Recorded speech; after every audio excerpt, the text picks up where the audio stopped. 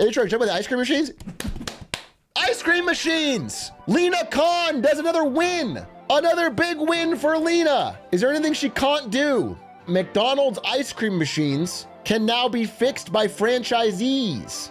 The problem with ice cream machines is that they would have to get corporate to fix them, which was a long, slow, laborious process. And now if you own a McDonald's franchise and your ice cream machine breaks, you can just fix it, which means en masse, we should have a lot more fixed ice cream machines at McDonald's. It's a simple fix. Small, but people can easily see the benefit. Lena Khan did that. I mean, it's good. It's a precedent for things like right to repair around like John Deere tractors. I mean, we have a huge problem with monopoly in this country where if you buy a John Deere tractor and you're a farmer and it breaks or one small part goes down, the software of the tractor shuts the whole thing down, stops it from working, and requires you to take it back to the corporate and pay a huge fee for them to turn it back on and fix it. You know, farmers have been screaming for right to repair for a long time. It's like, if I buy this tractor, I should be able to fix it. It's really easy.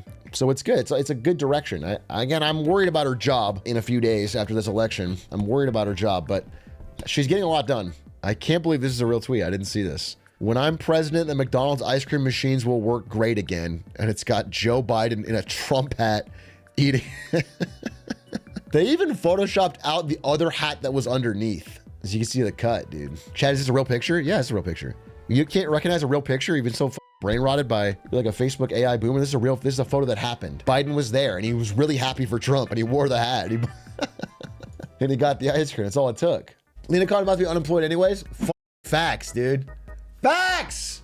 My God, this election is insane. We'll see what's going on, but I gotta tell you, listen, as I've mentioned many times, you're all aware, you know, where I stand on this election and who I'm voting for. However, I do have to show you this. You know, and a lot of this rhetoric around this election has been so divisive and it's really turned me off to even wanting to talk about it sometimes because it's terrible. But finally, there's a unifying thing that really may have swayed my opinion. I'm gonna be honest with you. This really might have shifted my vote. You know, as someone who has married into a Latino family, this piece of content really showed me that, that Donald Trump may be more than I thought, you know? This song has been stuck in my head unironically for a day. I will vote for Donald Trump. Oh my God, I will vote. I will vote for Donald Trump. I'm not joking. This when I first saw this actually cracked me up to the point of tears. It's so funny. Long story short, there was that Puerto Rico controversy. He had a comedian on stage. The comedian said Puerto Rico's an island of garbage, something like that. Led to a bunch of controversy. His response was a no-word tweet. No words. Just this song basically said, you know, it's like it's like the ultimate I love Latino, you know, like you can't, how could you possibly not with this song? I was cracking up and I was listening to it and then it got stuck in my head and I've been walking around the house singing it. And Ari's getting so pissed. Oh, it's just so funny. It's real and it's so funny. No fear no more. Vote for Trump. Let's go. Vote for Trump. Oh my God. It doesn't rhyme. It's just a Latino voice and oh God, it's hilarious. It's like the most naked pandering. Crack me up. Anyway, it might turn the tide. It's a real banger. Are these Florida Cubans? You know what's funny is all of that video is from 2020. If you like look at all the video in it, it's Trump Pence. Like Pence ain't even like Pence is not on the ticket. Anyway, funny stuff. Well, you know, we're only a few days away, folks. We're only a few days away. Tuesday.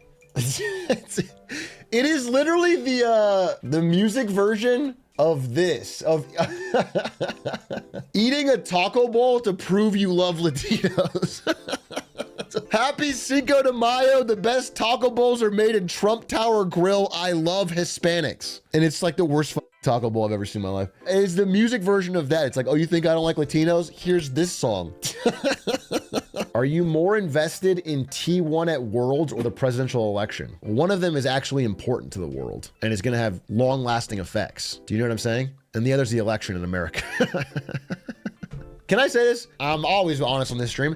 I'm voting for Kamala Harris. Obviously, everyone, it's not a surprised. I've been open about it. Harris Walls. But I think more than other people, I've been a little bit, since January, I've been resigned to the fact that I think the incumbent will lose, okay? I think the incumbent will lose. So I've been saying that I think Donald Trump will win. Who knows? We'll see. I'm not a polling expert, I think. However, how do I say this? Joe Biden can still win, for sure. Shrug, wanna bet? Bro, I promise you, if you would like to bet on Kamala Harris to win the election, you can get better odds than me in my chat. Go right now. If you're confident she's gonna win, you can get incredible odds on Kalshi, on Polymarket, on all of those places. You can get, even if she is like a 48%, and she's more likely to lose, you can get incredible odds. The EV is incredible. Like, I'm almost considering it. There's money to be made. There's an EV bet there. But anyway, I'm getting off topic. I was trying to end on a positive note, but it's really more of a doomer one. I am of the belief that 2025 is going to be rough for either president economically, right? So even though I do think he is going to be a worse president, I'm not super happy about him winning. I have to confess, I would find it so annoying to have to go through that with Harris as president, Republican Congress and House, and Trump constantly nonstop tweeting about how it was stolen and all this economic problem is her fault. Do you know what I'm saying? It's gonna be at least better that he has to do something about it. And like he says, I'm gonna fix it easily and quickly. Well, let's see it. At least be emotionally satisfied and be like, oh, well, let's see it.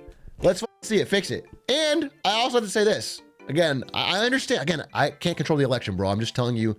I also want to say this. I personally think that the problems, economically and otherwise, geopolitically, economically, are all intertwining and getting so serious that we really need like a generational FDR type leader to start making massive changes. And I don't think either one of the candidates can do it. So to me, there is some appeal to the fact that I believe that, like, for example, if Harris wins this time, she's not winning in 28, and whoever runs against her is winning in a landslide. I literally think whoever's not the incumbent in 28 is going to do amazing. And so maybe this opens the door. Trump comes into office, has not a great 4 years. We open the door for an FDR. That is my hope. Trump could equal whoever's what you've been saying. I'm reminds me of this. Yeah, exactly. Yeah, actually, not even kidding. And it's funny because I think Trump said that he doesn't want to be Hoover. I think he legitimately said this. Did I fake this quote or did he say it? Yeah, no, he literally said this in January. He said, I don't want to be Herbert Hoover, so he wants the economy to crash before he gets into office.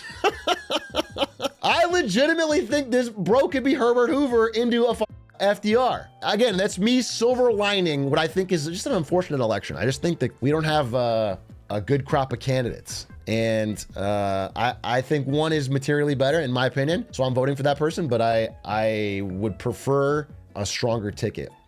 So we'll see. Anyway, this is all here nor there. We'll see. Again, this stream is not swaying the election, right? I just want to watch on Tuesday, see how it goes, and try to make predictions. Take on Keir Starmer popularity dip in Tony Hinchcliffe comments. I talked about Tony Hinchcliffe stuff earlier when we did the thing. Keir Starmer is, if you guys don't know, he is the head of the Labour Party in the UK, who were swept into power after they hated the opposite party, the Tories, who had, I don't know, 14 years of bad leadership and 5 terrible prime ministers. The thing is, if you look at the UK election, it's something I've been talking about where incumbents got thrown out, right? That's what happened. Incumbents got thrown out, Keir Starmer got thrown in. However, if you look at the votes, it's not like it was a huge popular mandate. A lot of people sweeping him in. It was like a lot of people just didn't vote. They hated the current party, the Tories. They hated them. They put in Labour. But they're also, I mean, what I'm saying is there's a rising tension in a lot of countries where they're not liking either option, which is generally a bad sign. You know what I'm saying? We're getting into it reminds me of like, you know, you look at like pre-World War I era where just inequality is up, inflation is up. People are like in a bad, they're not liking their leadership anyway. They're not liking their options. Social unrest is rising. So people are flip-flopping between whatever's not the incumbent, but then they're getting mad at them. It's a powder keg. It feels like a powder keg. We have like little breakout wars happening. I'm not alarmist. I just want you guys to know that like, historically, the area we're in right now is high in tension. We're in a high tension spot. People are more upset. They're more on edge. So, you know, we are looking for good leadership. I don't think we're getting it. We're edging. Yeah, exactly. So you're saying invest in Lockheed Martin? I'm not picking a stock for you. If you're going to invest in defense, invest in Raytheon. So maybe my dad gets a bonus though.